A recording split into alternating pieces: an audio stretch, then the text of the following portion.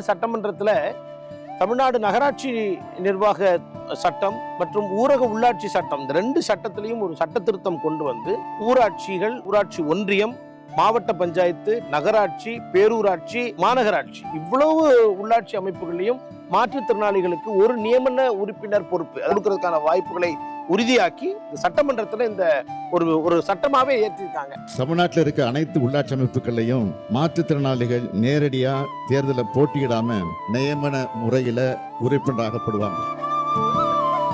இது மூலமா உள்ளாட்சி அமைப்புகள்ல மாற்றுத்திறனாளிகளோட பிரதிநிதித்துவம் உறுதி செய்யப்பட்டு அவர்கள் தங்களுக்கான வாய்ப்புகளையும் சிறப்புரிமைகளையும் சமமா பெறுவதற்கு இந்த சட்ட முன்வடிவுகள் வழிவகுக்கும். அதுக்கான முதல் தொடக்கம், அதுக்கான முதல் புள்ளி வச்சது நம்ம துணை முதலமைச்சர் உதயநிதி ஸ்டாலின் தான். அவங்க எம்எல்ஏ ஆகி அவங்களுடைய முதல் மெய்டன் ஸ்பீச்னு சொல்லுவாங்க சட்டமன்றத்தில். அந்த மாதிரி பேசும்பொழுது யாருமே குறுக்கிட மாட்டாங்க.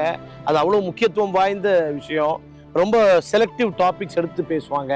அந்த பேச்சில் மாற்றுத்திறனாளிகள் மற்றும் திருநங்கைகளை பற்றி ரொம்ப ஆழமாக நம்மளுடைய இன்றைய துணை முதலமைச்சர், அன்றைக்கு சட்டமன்ற உறுப்பினர், யங் சட்டமன்ற உறுப்பினர் அவங்க அன்னைக்கு ரொம்ப ஆழமாக பேசியிருந்தாங்க. மாற்றுத்திறனாளிகள் அனைத்து பகுதிகளிலும் பரவலாக உள்ளனர். இவர்களுக்கு பிரதிநிதித்துவம் அளிக்கின்ற வகையில் உள்ளாட்சி அமைப்புகள் எப்படி பெண்களுக்கு 50% இடஒதுக்கீட்டை தலைவர் கொடுத்தாரோ அதே போல் மாற்றுத்திறனாளிகளுக்கும் இடஒதுக்கீட்டை வழங்கி மக்கள் பிரதிநிதிகளாக உயர்த்தும் பொழுது சரியான இடத்தில் வைத்து இவர்களை அணுக வசதியாக இருக்கும் என்பதை அரசுக்கு தெரிவிக்க கடமைப்பட்டுள்ளேன். நம்ம சேரிட்டி மாடல்ல இருந்து உரிமை சார் பார்வையோட வேணும், அவங்களுக்கு இடஒதுக்கீடு தரணும், அவங்களுக்கு அங்க ரெப்ரசன்டேஷன் இருக்கும். இந்த கோரிக்கையை ஃபர்ஸ்ட் வச்சது அவங்க தான். பல மாற்றுத்திறனாளிகள் எனக்கு இப்போ வரும்போது ஃபோன் பண்ணி ஒரு புது லைஃப் கொடுத்துருக்கீங்க அப்படின்னு ஒரு சந்தோஷம் இருக்கிறாங்க. நமக்கு ஒரு வீல் சேர் வாங்கணும்னா டிஸ்ட்ரிக்ட் ஹெட் குவார்ட்டர்ஸ் நம்ம ஊரினுடைய மாவட்டத்துடைய எல்லையில் இருக்கும்.